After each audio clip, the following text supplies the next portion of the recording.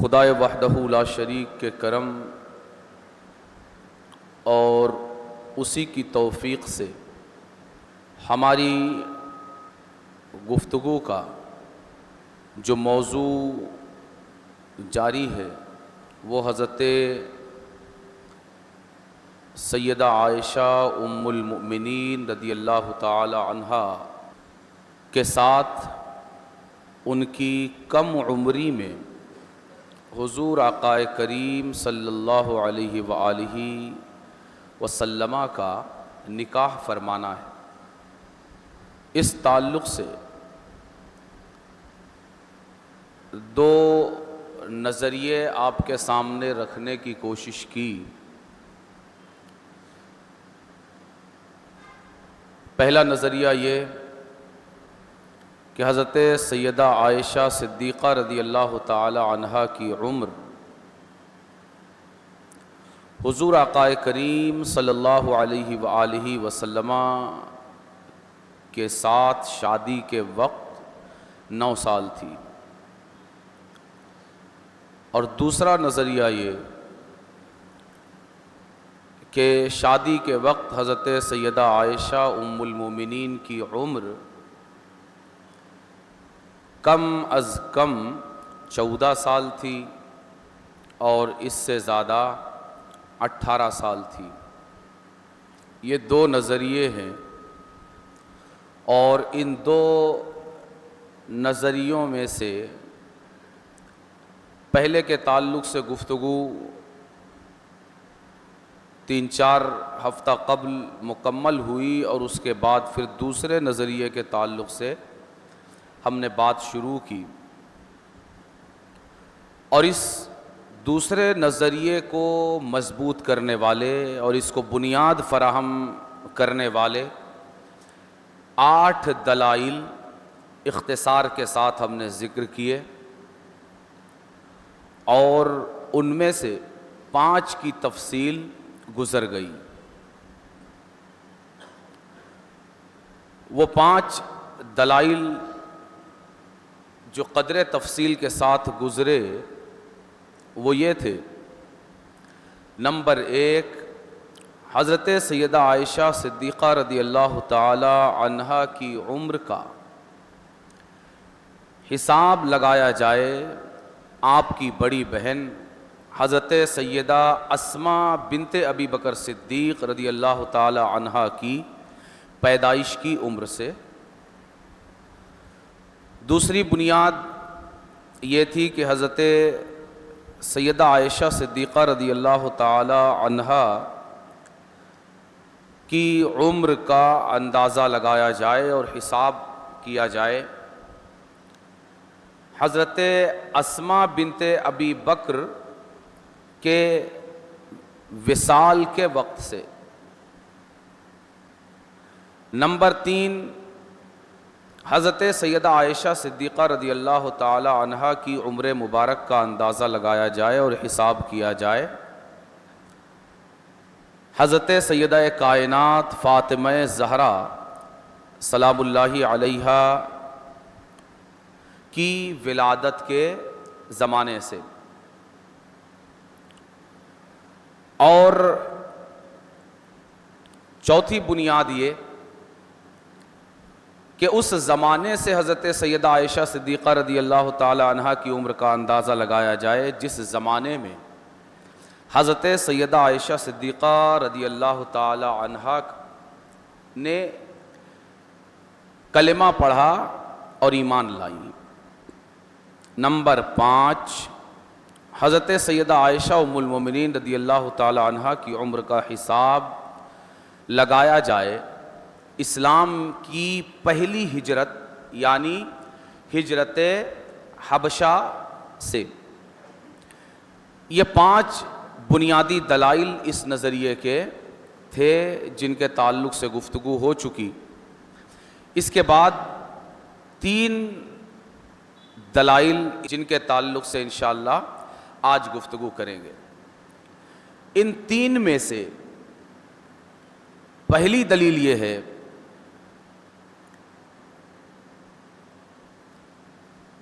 کہ آپ نے سن رکھا ہے ابتدائی گفتگو میں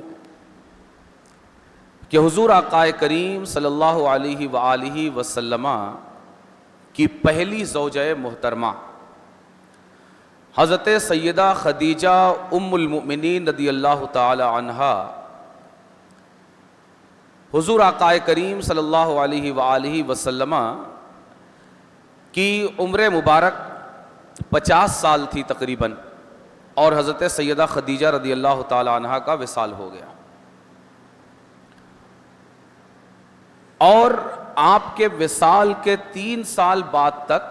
حضور آقا کریم صلی اللہ علیہ وآلہ وسلم نے کوئی نکاح نہیں فرمایا۔ دوسرا، تیسرے سال ایک صحابیہ حضرت خولہ بنت حکیم، جو صحابی رسول حضرت عثمان بن مظعون رضی اللہ تعالی عنہ کی زوجہ محترمہ ہیں، یہ حضور آقا کریم صلی اللہ علیہ وآلہ وسلم کی بارگاہ میں تشریف لائی حضرت سیدہ خدیجہ کے وصال کے 3 سال کے بعد، اور حضور آقا کریم صلی اللہ علیہ وآلہ وسلم سے عرض کیا، یا رسول اللہ الا تتزوج، سرکار کیا آپ نکاح نہیں فرمائیں گے؟ سرکار نے ارشاد فرمایا، من، کس کے بارے میں کہہ رہی ہو؟ کون ہے؟ کس کا پیغام لائی؟ کس کا ذکر کر رہی ہو؟ تو حضرت خولہ بنت حکیم نے عرض کی، ان شئت بکرن و ان شئت سیبا، کہ حضور اگر آپ چاہیں تو باکرہ بھی ہے، یعنی ایک رشتہ کنواری کا بھی ہے، اور اگر آپ چاہیں تو ایک رشتہ یہ شادی شدہ کا بھی ہے، یعنی جس کی شادی پہلے ہو چکی ہے، پھر وہ بیوہ ہوئیں یا طلاق پا گئی۔ تو سرکار صلی اللہ علیہ وآلہ وسلم نے ارشاد فرمایا، فمن البکر، کنواری کون ہے؟ تو حضرت خولہ بنت حکیم نے عرض کیا، بنت احب الناس الیک عائشہ بنت ابی بکر، آپ کے نزدیک آپ کو جو سب سے زیادہ محبوب اور سب سے زیادہ پیارے ہیں، حضرت سیدنا ابو بکر کی بیٹی عائشہ۔ تو آقا کریم کی اجازت ملنے کے بعد حضرت خولہ بنت حکیم جب حضرت سرکار سیدنا ابو بکر صدیق کے گھر گئیں، سرکار سیدنا ابو بکر صدیق رضی اللہ تعالی عنہ گھر میں موجود نہیں تھے، آپ کی زوجہ محترمہ اور حضرت سیدہ عائشہ ام المومنین کی والدہ حضرت ام رومان رضی اللہ تعالی عنہا یہ گھر میں موجود تھی۔ حضرت خولہ بنت حکیم نے یہ بات حضرت ام رومان سے ذکر کی، تو حضرت ام رومان نے کہا کہ دیکھو ابھی بچی کے والد گھر میں نہیں ہیں، اور ساتھ ہی یہ بھی ذکر کیا کہ حضرت سرکار سیدنا ابو بکر صدیق رضی اللہ تعالی عنہ نے پہلے ہی یہ رشتہ جبیر بن مطعم بن عدی کے ساتھ کر دیا ہے، اس کا ذکر کیا، اور یہ بھی انہوں نے فرمایا کہ ابو بکر اگر کسی سے کوئی وعدہ کر لیتے ہیں تو وعدہ خلافی نہیں کرتے۔ پھر حضرت سرکار سیدنا ابو بکر صدیق رضی اللہ تعالی عنہ یہ تشریف لائے، پھر یہ گفتگو ہوئی تو حضرت ابو بکر صدیق یہ جبیر بن مطعم بن عدی کے گھر گئے، اور انہوں نے کہا کہ وہ جو وعدہ تھا رشتے کا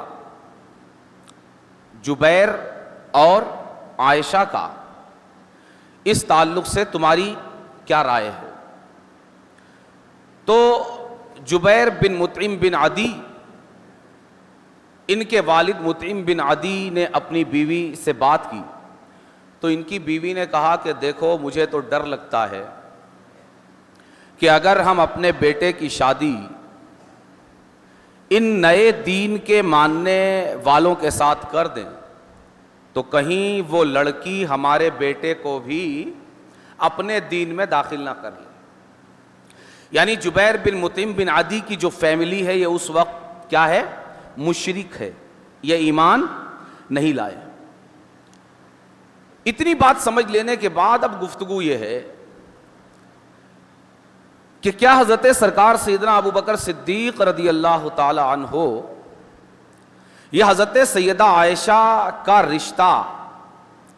یہ کسی مشرک کے ساتھ کر سکتے ہیں؟ خاص کر اس وقت جب کہ مکے میں مسلمانوں کا جینا ان مشرکین نے دوبھر کر رکھا ہے, اور جس کے نتیجے میں ایک ہجرت حبشہ کی طرف ہوئی اور پھر اسی کے نتیجے میں دوسری ہجرت مدینہ منورہ کی طرف ہوئی. تو اس نظریے کے ماننے والوں کا کہنا یہ ہے کہ یہ نہیں ہو سکتا کہ حضرت سرکار سیدنا ابو بکر صدیق رضی اللہ تعالی عنہ اپنی بیٹی کا رشتہ کسی مشرک کے ساتھ کریں. بعد میں پھر جبیر بن مطعم بن عدی ایمان لائے بعد میں, لیکن اس وقت یہ مشرک تھے. اور یہ بات مسلم ہے, مانی ہوئی ہے کہ یہ رشتہ تھا, اس میں کسی کو اختلاف نہیں ہے. نہ پہلے نظریے کے ماننے والوں کو اختلاف ہے نہ دوسرے نظریے کے ماننے والوں کو اختلاف ہے. لہٰذا یہ بات مسلم ہے کہ حضرت عائشہ صدیقہ کا رشتہ جبیر بن مطعم بن عدی کے ساتھ تھا جس وقت کے جبیر بن مطعم بن عدی یہ مشرک تھے. جب یہ بات مسلم ہے اور مانی ہوئی ہے سب کے نزدیک, تو اب سوال یہ ہے کہ حضرت سرکار سیدنا ابو بکر صدیق اپنی بیٹی کا رشتہ کسی مشرک کے ساتھ کیسے کر سکتے ہیں؟ نہیں کر سکتے, خاص کر جب کہ یہ وہ زمانہ ہے جب مسلمان اور مشرکوں کی ٹھنی ہوئی ہے, بلکہ مشرکین نت نئے ظلم روزانہ مسلمانوں پر ڈھا رہے ہیں. تو ایسے وقت میں حضرت سرکار سیدنا ابو بکر صدیق کے ایمان سے یہ بعید ہے کہ وہ کسی مشرک کے ساتھ اپنی بیٹی کا رشتہ کریں. اور یہ رشتہ ہوا ہے, یعنی رشتہ تو ہوا ہے, یہ بات پکی ہے. تو اب یہ ماننا پڑے گا کہ یہ حضور آقا کریم صلی اللہ علیہ وآلہ وسلم کے اعلان نبوت سے پہلے کا رشتہ ہے. جب آقا کریم نے اعلان نبوت نہیں کیا ہے, اس لیے کہ اعلان نبوت کے بعد اگر یہ رشتہ مانا جائے تو پھر بات یہ ہوگی کہ حضرت سرکار سیدنا ابو بکر صدیق نے کسی مشرک کے ساتھ اپنی بیٹی کا رشتہ کیسے کر دیا. لہٰذا یہ ماننا پڑے گا کہ یہ رشتہ یا نکاح کا وعدہ جبیر بن مطعم بن عدی کے ساتھ حضرت ابو بکر صدیق نے جو کیا وہ آقا کریم صلی اللہ علیہ وآلہ وسلم کے اعلان نبوت سے پہلے کا ہے. جب اعلان نبوت سے پہلے کا ہے تو پھر پہلے نظریے والوں کے نزدیک حضرت عائشہ کی ولادت کب تھی؟ اعلان نبوت کے بعد چوتھے سال یا پانچویں سال. اب جب یہ وعدہ نکاح یا رشتہ نکاح جبیر بن مطعم بن عدی کے ساتھ اعلان نبوت کے پہلے کا ہے تو پھر ماننا پڑے گا کہ حضرت عائشہ کی پیدائش کب کی ہے؟ اعلان نبوت سے پہلے کی. کب کی ہے؟ تو پھر ہم وہی حساب لگائیں گے کہ حضرت عائشہ صدیقہ کی ولادت اعلان نبوت کے 4 سال 5 سال پہلے کی ہے. اعلان نبوت کے وقت ان کی عمر 4 سال تھی اور اعلان نبوت سے ہجرت تک کا وقفہ 13 سال ہے. 13 اور 4 17 اور آپ کی رخصتی ہجرت کے دوسرے سال ہوئی. 13 اور 1 14 14 اور 4 18 یعنی رخصتی کے وقت حضرت سیدہ عائشہ کی عمر کیا بنی؟ 18 سال. اس کے بعد آج کی دوسری دلیل اور اس سلسلے کی 7ویں دلیل وہ یہ کہ جب حضرت خولہ بنت حکیم یہ دونوں رشتے بارگاہ رسالت میں لے کر آئیں، ایک سیبہ یعنی حضرت سودا بنت زمعہ کا، اور دوسرا رشتہ باقرہ یعنی حضرت سیدہ عائشہ کا، تو کیا یہ رشتہ وہ اس لیے لے کر آئی تھی کہ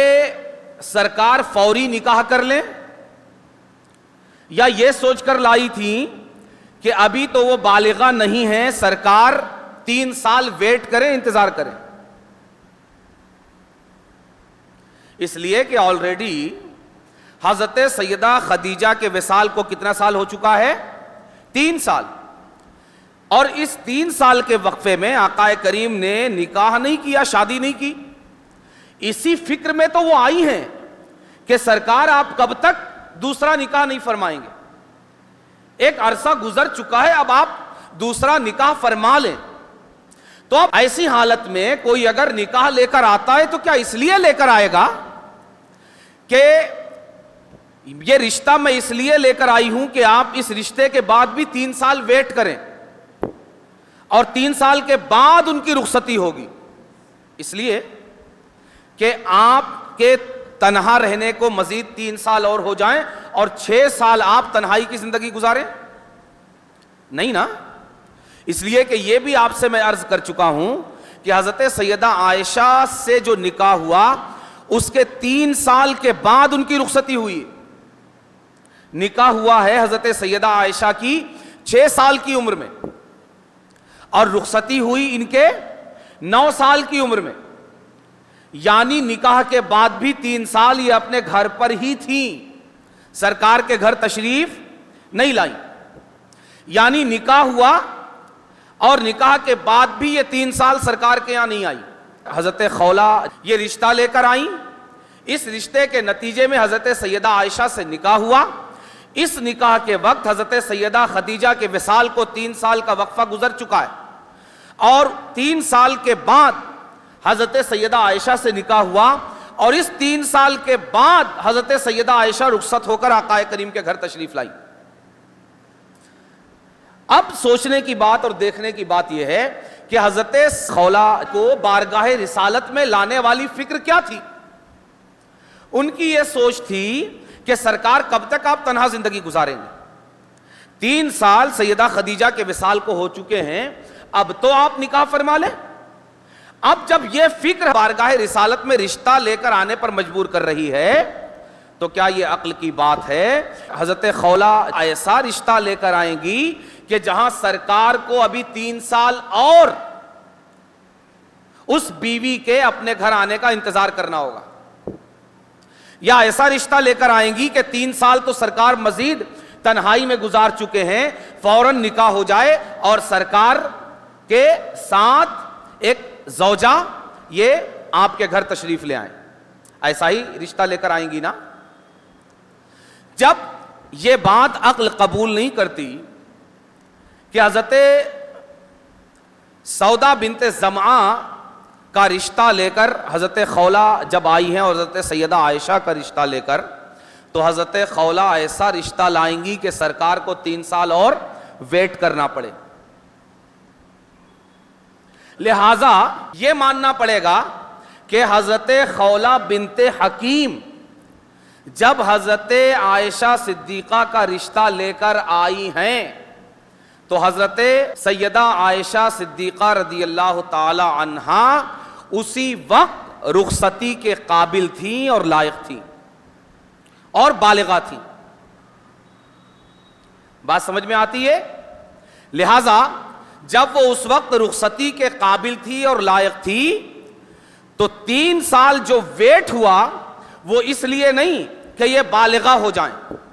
بلکہ اس کی وجہ کچھ اور تھی۔ لہٰذا یہ ماننا پڑے گا کہ حضرت عائشہ صدیقہ کی عمر نکاح کے وقت 6 سال نہیں تھی، بلکہ کیا تھی؟ زیادہ تھی، اور زیادہ تھی تو کیا تھی؟ تو ہم پھر وہی حساب لگائیں گے، اعلان نبوت سے 4 سال پہلے کی ولادت، اعلان نبوت سے ہجرت تک کا وقفہ 13 سال،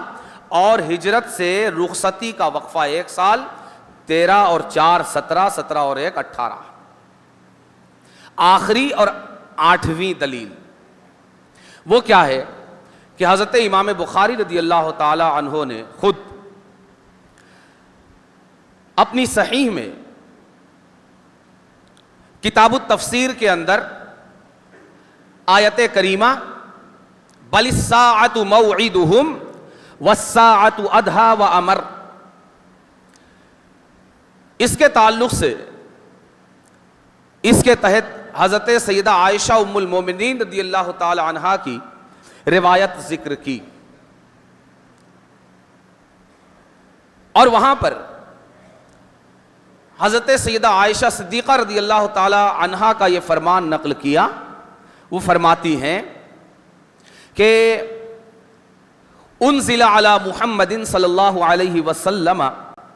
بمکہ وانا جاریۃ العب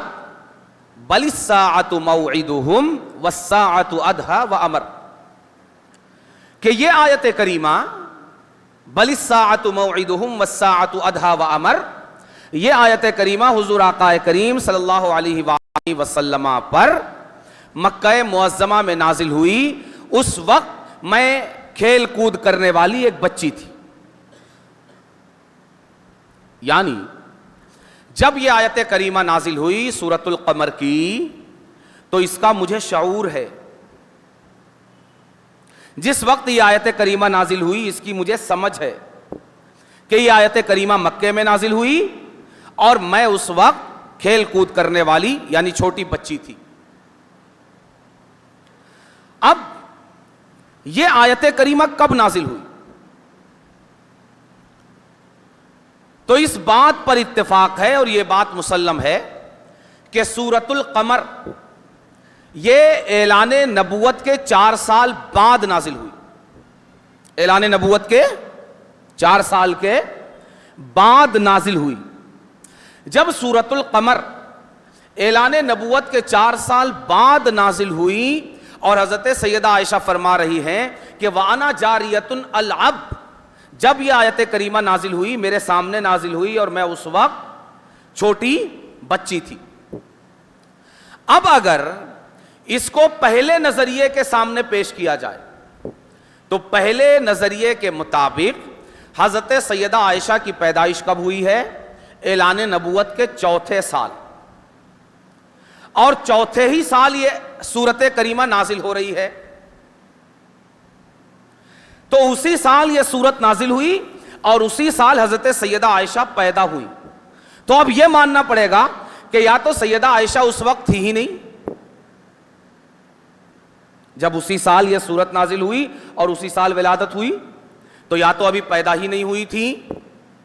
لہٰذا حضرت سیدہ عائشہ کا یہ قول صحیح نہیں ہوگا کہ وَأَنَا جَارِيَةٌ أَلْعَبُ، میں کھیلنے کودنے والی بچی تھی، اور یا تو اگر پیدا ہو بھی گئی تھی تو یہ دودھ پیتی بچی تھی، اس لیے کہ اسی سال سورت نازل ہو رہی ہے اور اسی سال کی ان کی پیدائش ہے، تو زیادہ سے زیادہ یہ کتنے سال کی ہوں گی؟ زیادہ سے زیادہ 11-12 ماہ کی بچی ہوں گی، دودھ پیتی بچی۔ اور حضرت سیدہ عائشہ خود کیا کہہ رہی ہیں؟ وَأَنَا جَارِيَةٌ أَلْعَبُ، میں کھیل کود کرنے والی بچی تھی، یعنی میں خود جانتی ہوں کہ یہ آیت کریمہ کب نازل ہوئی، یعنی اس وقت یہ باشعور تھی، کھیل کود سکتی تھی، لہٰذا یہ ماننا پڑے گا کہ حضرت سیدہ عائشہ کی ولادت بعثت کے یعنی اعلان نبوت کے 4تھے سال کی نہیں ہے، بلکہ اس وقت تو حضرت سیدہ عائشہ ایک باشعور بچی تھی، جنہیں یہ شعور تھا کہ سرکار کریم صلی اللہ علیہ وآلہ وسلم پر قرآن کریم کا نزول ہو رہا ہے، اور انہیں یہ بھی شعور تھا کہ ابھی کون سی سورت نازل ہوئی اور کون سی آیت نازل ہوئی، لہٰذا یہ ماننا پڑے گا کہ جب آپ کی ولادت بعثت یعنی اعلان نبوت کے 4تھے سال کی نہیں تو پھر بات وہی آئی کہ دوسرے نظریے والوں کے نزدیک جو آپ کی تاریخ ولادت ہے وہ کیا ہے کہ آپ کی ولادت اعلان نبوت کے 4 سال پہلے ہوئی، اور آپ کا نکاح اور آپ کی شادی آقا کریم سے 9 سال کی عمر میں نہیں بلکہ 18 سال کی عمر میں ہوئی۔ پھر وہی حساب ہوگا کہ اعلان نبوت سے 4 سال پہلے آپ پیدا ہوئیں، اعلان نبوت تک 4 سال یہ، ہجرت تک 13 سال یہ، رخصتی کا 1 سال وہ، 4 اور 13 17، 17 اور 1 18۔ یہ دونوں نظریے آپ کے سامنے رکھ دیے اور دونوں نظریے کی دلیلیں آپ کے سامنے رکھ دیں۔ یہ جو دوسرا نظریہ ہے